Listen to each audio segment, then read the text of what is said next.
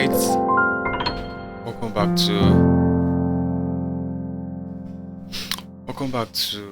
another tutorial, and in this one we're going to continue from where we stopped in our material, and we're going to be talking about passing chords. Yeah, we're going to be talking about passing chords, chromatic slash accidental chords. Yeah, that's what people usually call it. So anyone you hear will tell you play some accidentals or play some chromatic chords to make your playing interesting. You know, a lot of things they do there to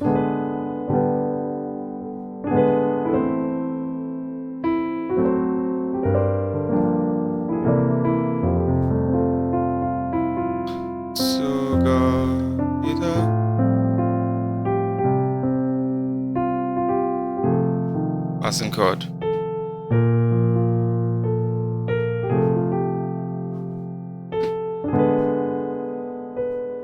Let's see.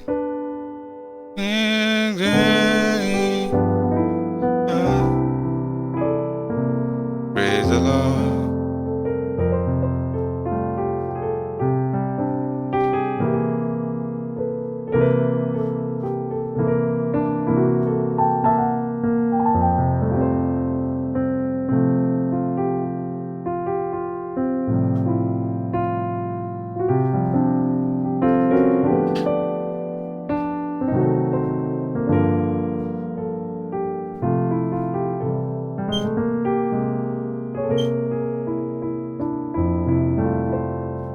That was some random chords I just played there.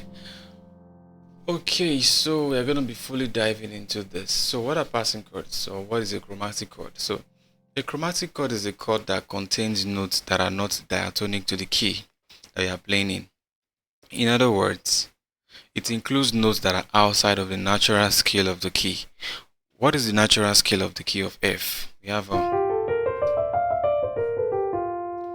but when I start playing things like this, when I play this,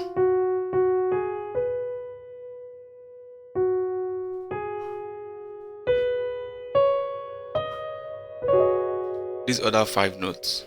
Remember, we have 12 music notes, and out of those 12 music notes, we've only used the natural, we've only used the diatonic notes. That's we've only functioned in the key of F.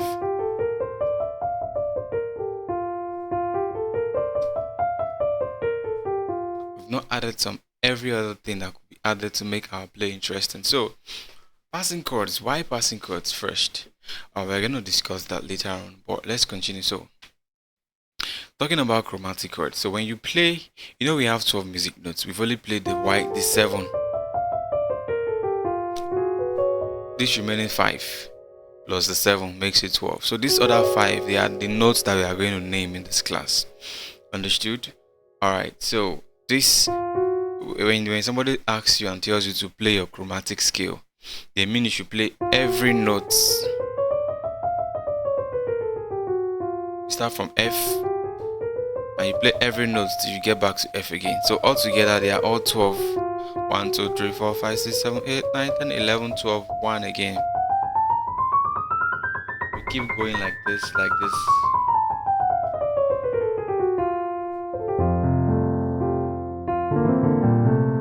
Do you see? You keep going like this. So this is how they are outlined on the keyboard. So why do we use chromatic chords? So chromatic chords helps to add color and complexity. Chromatic chords can add a sense of color and complexity to a piece of music depending on how you use them. So you see that intro, the song I played, I added a lot of stuffs that were not even in the key of F. All stuffs like this, to kind of make the play or our play interesting.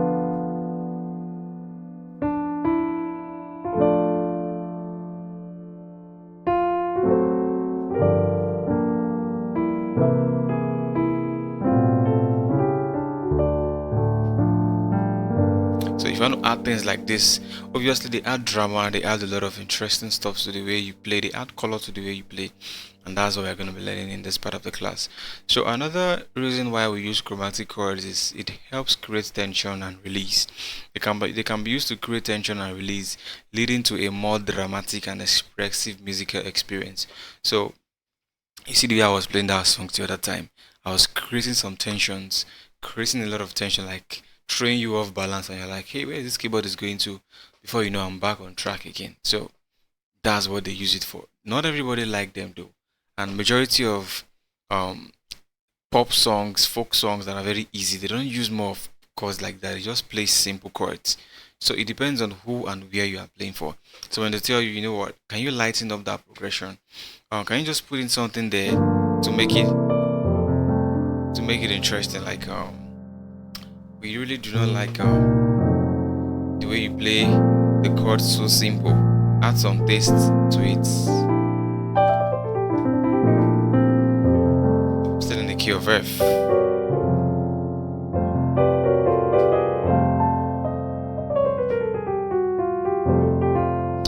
Okay, so again, chromatic chords also help us to modulate to a different key. Obviously, when you play a chord that is not in your key, I could play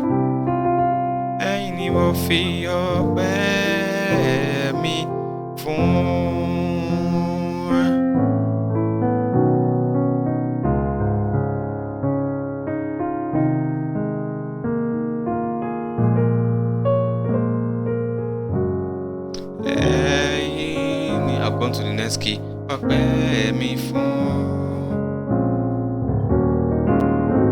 So it depends on the arrangement of the song. It is what will determine the kind of chromatic chords I'll be using to move to the next key. I could be on F.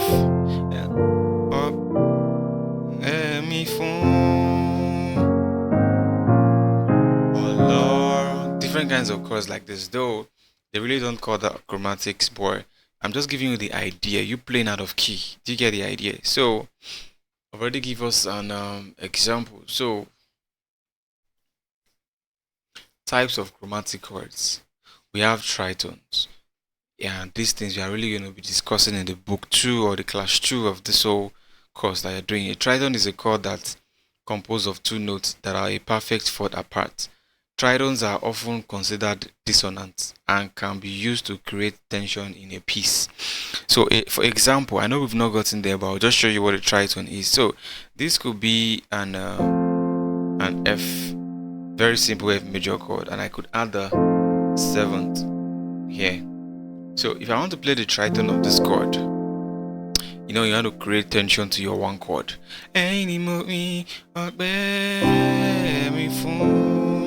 Instead of playing like this, we could play the tritone. This is the full chord here, right? This is here already, right?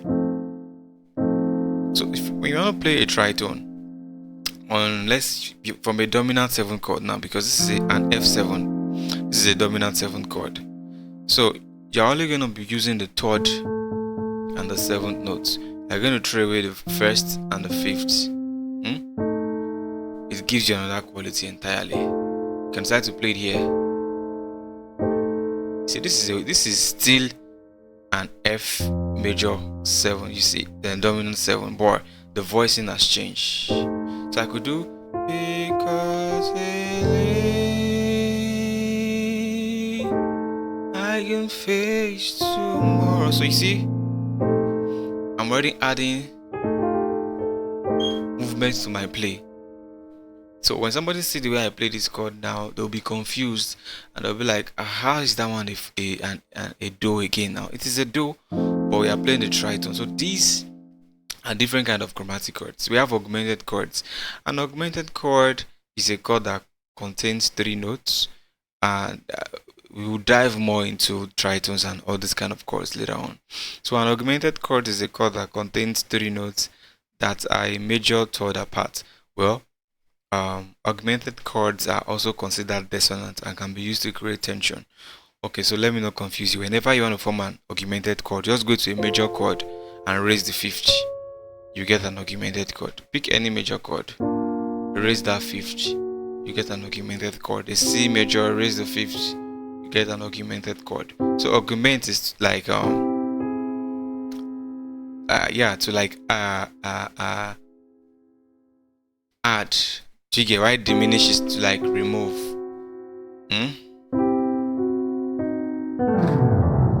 Okay, we have diminished chords. Now a diminished chord is a chord that contains 3 notes that are a minor third apart. Diminished chords are considered dissonant, but can also be used to create sense of mystery or suspense. So this can be a lot of diminished chords.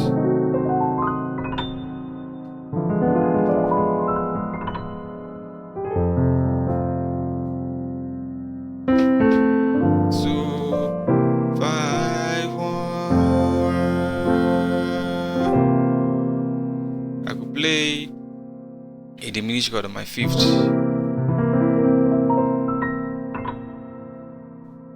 On the hill far away, this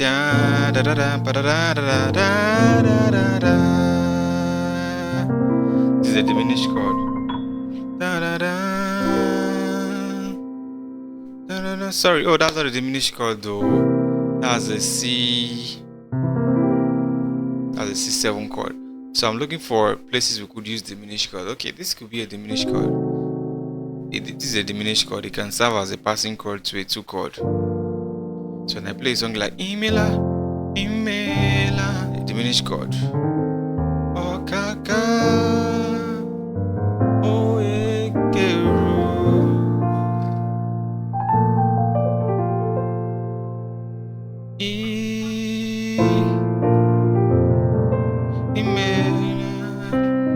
Diminished chord is more.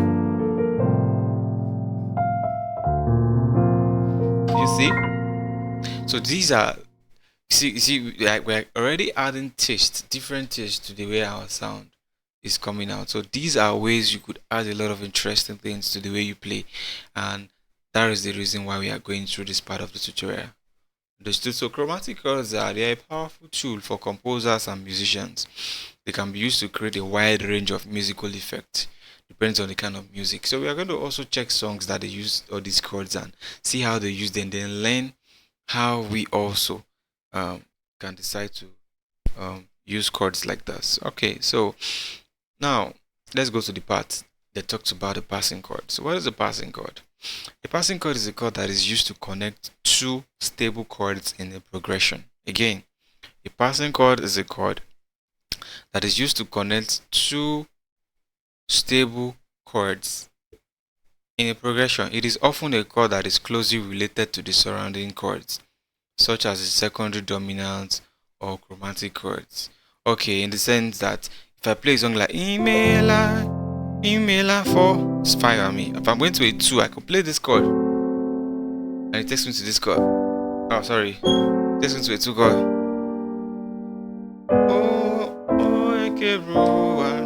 So that these chords are I'm just trying to use them to add color to the way I play. Do you understand? So we could be using secondary dominant or chromatic chords. So anytime I name here that you don't understand, don't worry. Like I said, the tutorial has been arranged in the way that anything I'm mentioning is just to juggle your brain. So be aware that, oh, we have things like this that we're still going to learn. Do you understand? So let's go to the other part that talks about why passing chords. Why are we using passing chords? So passing chords helps for smooth transitions. I'm going to a 4 chord. You are Yahweh. Okay, let me see. Oh, you are Yahweh. You are Yahweh. That's without passing chord. So with passing chord, I'll have you are Yahweh.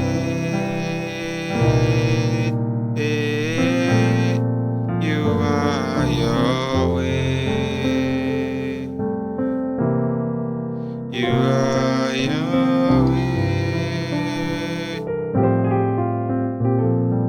You are Yahweh.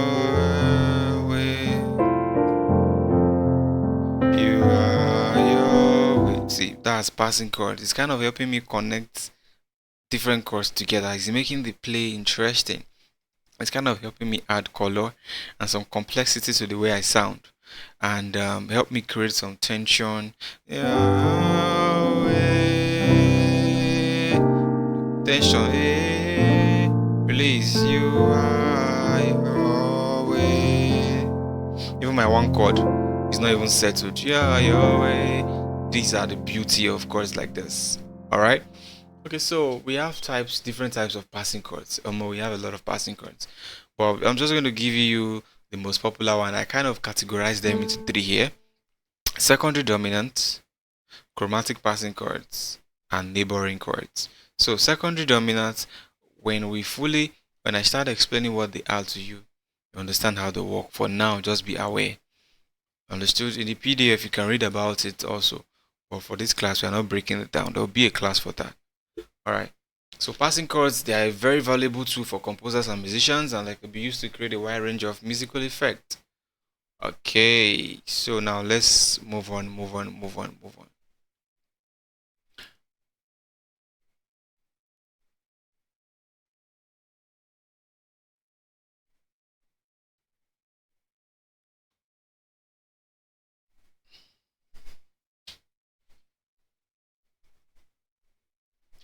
Okay, so first, we're going to be learning, I'm going to be introducing us to our chromatic chords, and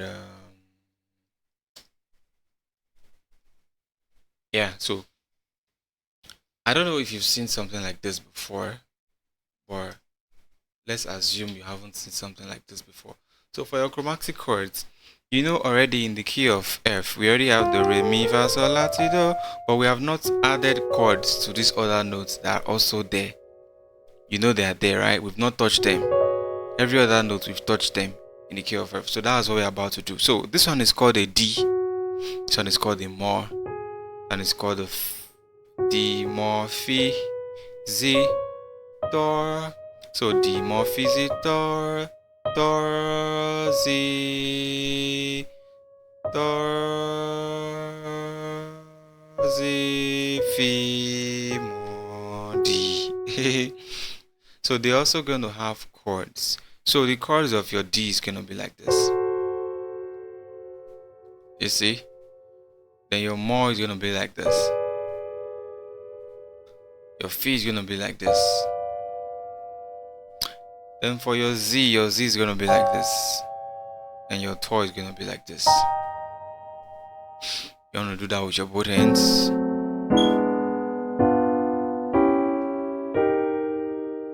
So altogether I'll have D, Mo, Fi, Z, Do. Do you see? So what you want to do now is you want to practice the roots. This is the root position of the chord. So D, Mo, Fi, D, Mo, Fi, Z, Do. See? You want to practice it like this so you can fully understand and see it on your own.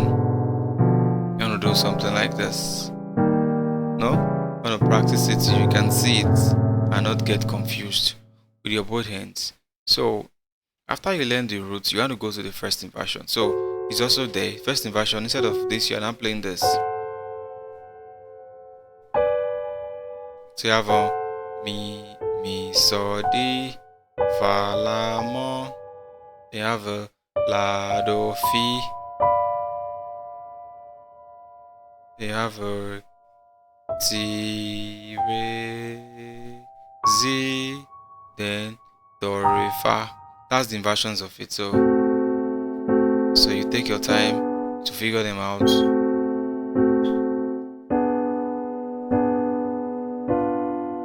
Again.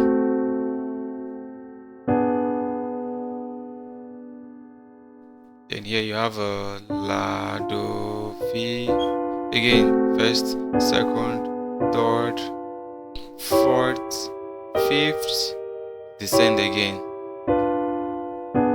Don't worry, they are not that difficult to play or to know. Not that really difficult. So I could use my both hands. You could choose any finger you want to use right now because you've done a lot of finger exercise and you can start choosing what you want to use in this. So, or you can just watch what I use. So, second, third, fourth, then the last. So this is the first inversion of it. So the second inversion will be different. So instead of, this was roots, right? This was first. So second inversion will be this. So let me use one hand first so it doesn't confuse you. So let me call out the notes. You have a sol, re, mi, la, mo, fi. Then you have a do, fi, la. Again.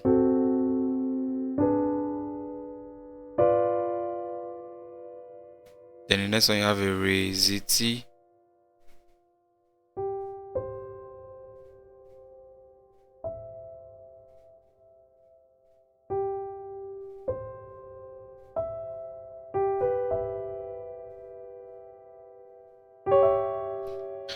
Yeah, this is your Z. Re, zi, ti. So you have a again. Then this time around you have this as your to. That's all the inversions. So this one you're actually going to take your time to learn it, and you get back to me. Just show me by inversions. By the time you do it first time, second time, you're going to get used to the position. You're going to get used to where they are on the piano, and they won't confuse you. Yeah, they won't confuse you again. Slowly.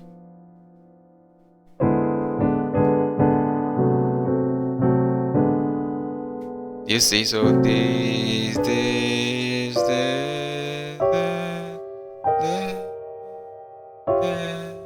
it's already sounding like a horror movie.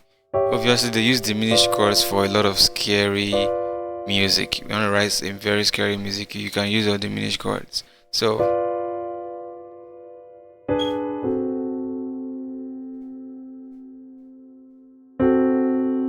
okay, so that's the roots, first and second inversion. So after learning each, we're going to combine them. After learning each, we're just going to no, we're not going to combine them. So we're just going to practice them. So I will use the root position. So for exercise, we have exercise 1 to 5 to just help you remember them. Do you understand? So for exercise 1, you have D, Fi, Do, Do. Exercise 2, we have Mo, Tor, then Z, then D. These are exercises. Remember, this is introduction to chromatic chords and passing chords. We're just trying to tax your brain, you know. So the number 3 exercise is Tor, Z, D, Fi. Number 4 is Fi, Z, D, Mo, then Tor. Number 5 we have a Z, we have a Mo, we have a Tor, we have another Z, we have a D, we have a Mo, we have a Tor, and Mo again. So I want to use your both hands to practice this for this level.